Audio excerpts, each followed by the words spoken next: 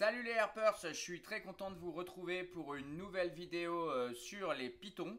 Donc on est au mois de novembre, c'est le mois du Boïdé. J'ai bien mis mon t-shirt, mon vieux t-shirt du Boïdé. La première édition c'était en 2012. Donc comme je vous l'ai promis, je vais vous faire pas mal de vidéos sur les pitons et les boas jusqu'au 21 et 22 novembre, date du Boïdé virtuel qu'on va faire en streaming. Donc la première émission exposition de reptiles en ligne complètement en France. Donc ça sera le Boïdé 2020. Donc en attendant, comme je vous l'ai dit, des vidéos sur les pitons. Et aujourd'hui, je suis content de vous présenter une espèce que j'adore, que j'élève depuis très longtemps. C'est le python tapis de Papouasie, donc Morelia spilota variegata. Donc venez voir, on a des jeunes, donc magnifiques bébés nés en captivité 2019. Donc je vais vous les montrer. Alors vous voyez, quand on va chercher un bébé Morelia, des fois il a un petit peu peur, comme ça on va mettre sa main bien à plat. Alors les pitons tapis de Papouasie, Morelia spilota variegata, ils sont vraiment super cool. En fait, c'est vrai que souvent, beaucoup de bébés Morelia, en général, quand ils sont petits, ils ont tendance à être un petit peu nerveux et à taper quand ça bouge un peu autour. Et eux, pas du tout. Franchement, les bébés, et ça a toujours été, parce que ça fait des années que j'en ai, et je vais vous expliquer un petit peu tout leur historique. Et là, c'est un bébé qui a déjà commencé à faire son changement ontogénique. Vous allez voir, parce que quand ils naissent, ils sont complètement orange brique. Et regardez, on voit encore les résidus de orange sur le côté des flancs. Donc c'est magnifique, c'est comme ça qu'on les reconnaît d'ailleurs, hein. Ça, c'est assez typique des bébés de Morelia spilota variegata de Papouasie. Donc avant, on les appelait aussi Irienjaya. Je vais vous expliquer pourquoi, pardon. Donc on va faire un petit tour du côté de la carte avant de le détailler plus avant. Donc voici une carte de la Nouvelle-Guinée Papouasie. Donc vous voyez, il y a un trait qui la sépare en deux, parce qu'en fait cette partie-là, c'est la partie qui appartient à l'Indonésie, et cette partie-là, elle est indépendante, c'est vraiment la Papouasie. Donc en fait, c'est la Nouvelle-Guinée. Donc c'est deux territoires indépendants politiquement sur la même grande île. Donc vous savez que cette grande île, elle est séparée en deux, vous voyez ici sur la carte, par une cordillère énorme, donc des montagnes. C'est là où on trouve d'ailleurs les pitons de Bolène, les Simalia boeleni. Et les pitons qu'on va voir aujourd'hui, donc les Morelia spilota variegata, eux, ils vivent dans le sud de l'île, donc sur la partie droite et sur la partie gauche, plutôt dans le sud. Alors cette partie-là, avant, elle s'appelait Irienjaya, avant qu'elle devienne l'Indonésie. Donc c'est pour ça que souvent, ces pitons tapis étaient avant appelés pitons tapis d'Irienjaya ou Irienjaya carpet python. Donc très souvent, nous à l'époque, quand on avait un piton comme ça, on disait « Ah, c'est de l'Irienjaya ». Parce qu'en fait, souvent, ce qui était importé venait de cette partie-là de l'Indonésie, donc du sud d'Irienjaya. Très rarement de la partie de Nouvelle-Guinée vers Port Moresby et tout ça. Et donc la particularité, c'est que ici, ce que vous voyez qui dépasse, c'est la pointe nord de l'Australie. Donc toute la région de Darwin, ah non, c'est ici, pardon. Toute la région nord de Darwin, ça c'est Cap York. Le nord de l'Australie, c'est aussi la pointe de l'Australie, hein, Cap York, hein. Donc là, ici, c'est là où sont les Morelia spilota variegata australiens. Et c'est pour ça qu'ils sont très proches au niveau physique des Morelia qu'on trouve ici dans le sud de la Nouvelle-Guinée Papouasie, en fait. Et c'est pour ça que David Barker a considéré qu'il fallait continuer à appeler ces Morelia Morelia spilota variegata.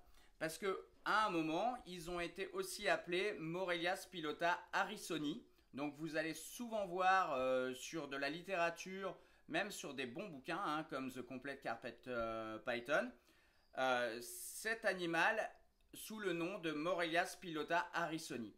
Et David Barker, dans son nouveau livre sur les animaux enfin sur les pitons indonésiens, ne prend pas en compte Harrisoni, hein, il met bien Morelia spilota variegata, et là il explique qu'ils ont considéré que pour l'instant il n'y avait pas assez d'études qui montraient la différence entre la population du nord de l'Australie et la population du sud de la Nouvelle-Guinée-Papouasie. Donc c'est pour ça qu'ils préfèrent continuer à les appeler variegata, et moi je trouve que ça a vraiment du sens parce que les variegata australiens sont vraiment très très proches physiquement et au niveau des couleurs, au niveau de la taille des Indonésiens comme ça, en fait, de ceux de Nouvelle-Guinée, Papouasie. Alors, c'est une espèce que je connais bien parce que j'en ai depuis la fin des années 90. Donc, je vous ai ressorti mon vieil album d'NH Reptile pour vous montrer des spécimens que j'avais. Donc, à l'époque, au début des années 90, vers le milieu des années 90, il faut savoir que ces animaux-là étaient très rares en captivité. Et on pouvait en voir de temps en temps qui étaient importés d'Indonésie. Et donc là, sur cette photo-là, vous voyez une de mes femelles qui était un spécimen d'import. Donc c'était un Morelia spilota variegata irienjaya, mais d'import. Donc j'ai eu 5 spécimens adultes qui venaient directement d'Indonésie. Ils avaient des tiques, etc.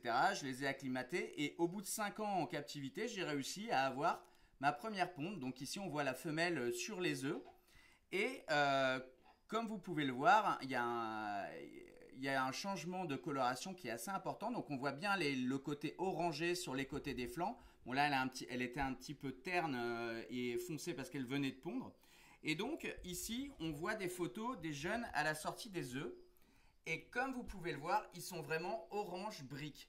C'est le seul Morelia spilota variegata, le vrai australien du nord de l'Australie, et ceux de Nouvelle-Guinée-Papouasie. Donc là, vous voyez la petite dent de l'œuf. Donc ils ont les yeux vraiment orange quand ils naissent. Et ils sont vraiment sans aucun noir, sans aucun... On voit vraiment très orangé brique comme ça. Et au bout de quelques mues, ils redeviennent comme ceci. Donc on voit le dessin qui se contraste bien. On voit toujours le orange qui va se développer sur les côtés chez les adultes. On voit, ils ont toujours un dessin assez relié sur le dos en chaîne, comme ça. Donc on peut le voir ici, là, sur la photo de cet adulte, vous voyez. Quand ça commence à se développer, c'est vraiment une très belle couleur brune, chocolat, orangé. C'est des magnifiques pitons, vraiment. Ils sont en plus très sympas. C'est pas une grosse espèce de Morelia, puisqu'ils font entre 1,20 m et 1,70 m la plupart du temps. C'est pas des gros adultes, ils sont toujours assez calmes, vraiment placides comme vous le voyez. Bon, même les adultes sauvages, les manipulés, ils étaient calmes, il n'y avait aucun problème.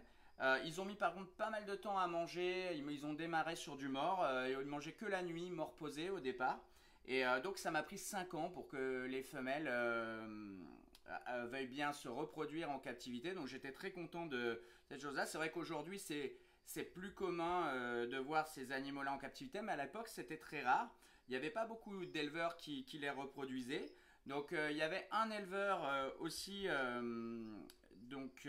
en Hollande, Piet Nuiten, qui les reproduisait, et c'est lui qui a eu, avec un couple d'individus normal, de coloration de phénotype sauvage, il a sorti la mutation granite que vous connaissez peut-être, donc qui sont du pur Irienjaya, ou en tout cas Papouasie maintenant, et en fait c'est une mutation spontanée qu'il a eue et qui est récessive. Et c'était assez étonnant, et il y avait pas mal de gens qui lui avaient acheté des bébés Irienjaya comme ça, totalement classiques. Ils ne savaient pas encore qu'il allait avoir cette mutation granite, et qui ont eu, en reproduisant ces bébés, des bébés granite. Donc ça c'était cool, et en plus c'était du pur, je veux dire du pur Irienjaya entre guillemets. Donc c'est vrai que j'ai tendance à continuer à les appeler Irienjaya, mais en fait le vrai nom maintenant c'est Papouasie. Et pour ceux qui avaient des doutes sur Harrisoni ou Variegata, je vous confirme, hein, et Dave Barker, c'est quand même pas une quiche, c'est quand même un grand spécialiste, donc il dit c'est Variegata. Donc quand David Barker dit c'est Variegata, donc c'est Morelia spilota Variegata. Donc c'est vraiment, si vous cherchez un Morelia pas trop grand, vraiment superbement coloré, et qui est vraiment cool à reproduire avec des bébés vraiment bien orangés. Je vous conseille vraiment ces Morelia. Moi, j'en suis super fan. En plus, quand on fait de l'élevage sélectif, il y a beaucoup d'éleveurs américains qui ont fait un bel élevage sélectif là-dessus. Moi, j'en faisais aussi pas mal. On peut arriver à faire remonter le orange sur les flancs d'une manière assez impressionnante. Et on peut aussi arriver à avoir des animaux hyper lignés.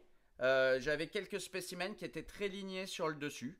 Donc voilà, on a la chance d'avoir ces bébés qui sont nés en captivité en France, qui seront disponibles pour le Boïdé 2020, donc le 21 et 22 en virtuel sur notre site et en live, donc en streaming sur les plateformes. Donc voilà, n'hésitez pas à participer. En tout cas, merci à tous pour tous vos super commentaires ces derniers temps sur les vidéos et tout. Ça fait vraiment plaisir, ça me booste vraiment pour continuer et trouver du temps pour vous en faire le plus possible.